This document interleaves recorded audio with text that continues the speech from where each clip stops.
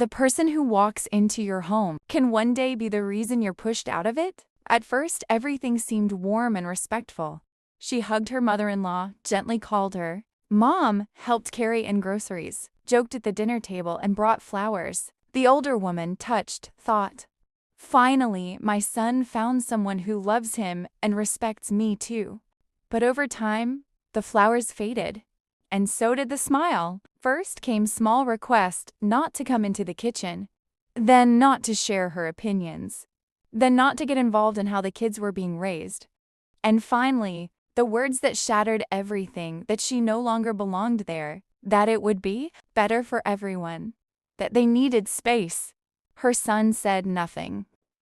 He just lowered his eyes and handed her 2 suitcases, the same suitcases she once brought to him in college, filled with homemade food, clean clothes, and care. Now they held her own belongings as if she were a stranger in her own home.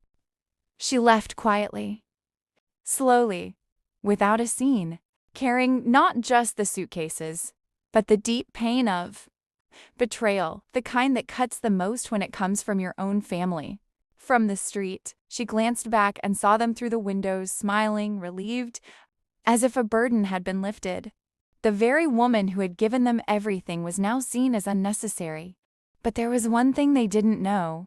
Those suitcases didn't just hold her clothes. They held the documents to the house, because the house was hers. And a few days later, she quietly sold it. The new owners didn't take long to show the door to the very people who had once forced her out with the same kind of smile they had used to send her away. And that's when the truth became clear. Respect can't be demanded. It has to be earned and protected. Because when a mother's heart breaks, she doesn't scream. She simply draws her conclusions and acts. Take away, value the one who gave you a roof over your head before handing the keys to someone who just showed up yesterday. Not everyone who enters your life comes with good intentions.